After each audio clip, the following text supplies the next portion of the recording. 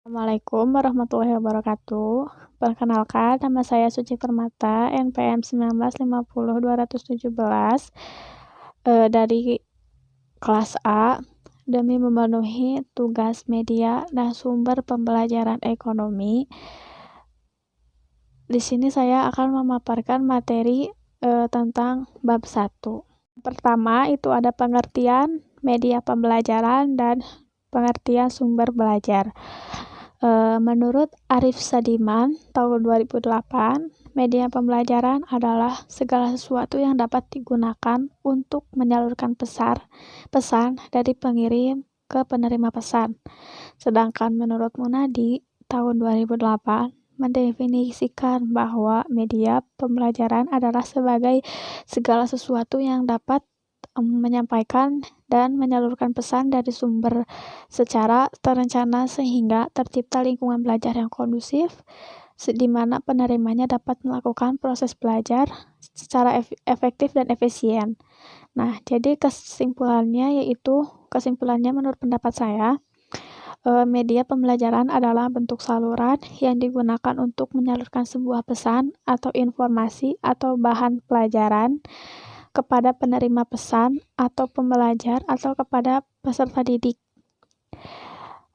Dapat dikatakan pula bahwa media pembelajaran adalah berbagai jenis komponen dalam lingkungan pembelajar yang dapat merangsang peserta didik atau murid-murid untuk belajar. Nah, sedangkan pengertian sumber belajar atau yang sering disebut learning resource adalah semua sumber baik berupa data, orang, dan wujud tertentu yang dapat digunakan oleh peserta didik dalam belajar, baik secara terpisah maupun secara terkombinasi sehingga mempermudah peserta didik dalam mencapai tujuan belajar atau mencapai kompetensi tertentu. Selanjutnya ada fungsi sumber belajar. Nah, fungsi sumber belajar ini dibagi menjadi 6 bagian. Yang pertama itu meningkatkan produktivitas pembelajaran. Yang kedua, memberikan kemungkinan pembelajaran yang sifatnya lebih individual. Yang ketiga, memberikan dasar yang lebih ilmiah terhadap pembelajaran. Yang keempat, lebih memantapkan pembelajaran. Yang kelima, memungkinkan belajar secara seketika.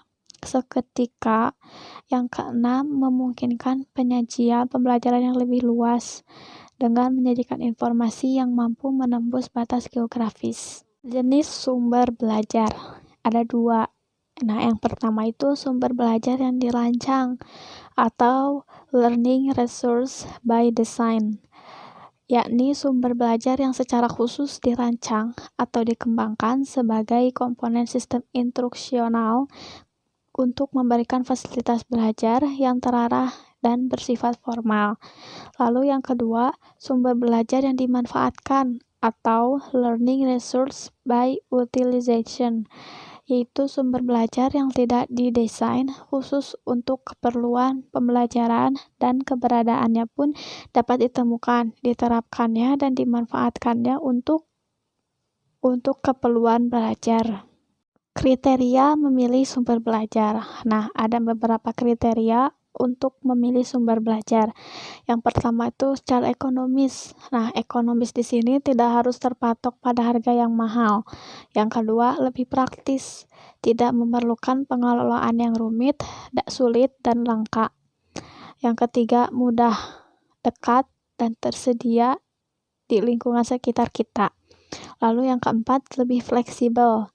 Nah, lebih fleksibel ini dapat dimanfaatkan untuk berbagai tujuan instruksional. Nah, yang terakhir, sesuai dengan tujuan. Nah, sesuai dengan tujuan ini mendukung proses dan pencapaian tujuan belajar, dapat membangkitkan motivasi dan minat belajar siswa atau peserta didik. Yang terakhir, ada bagaimana sih memanfaatkan lingkungan sebagai sumber belajar. Nah, lingkungan sendiri itu merupakan salah satu sumber belajar yang amat penting dan memiliki nilai-nilai yang sangat berharga untuk dalam rangka proses kegiatan belajar siswa.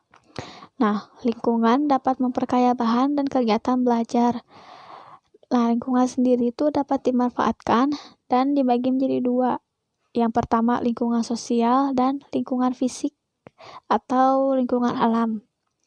Nah, lingkungan sosial sendiri dapat digunakan untuk memperdalam ilmu-ilmu sosial dan tentang kemanusiaan.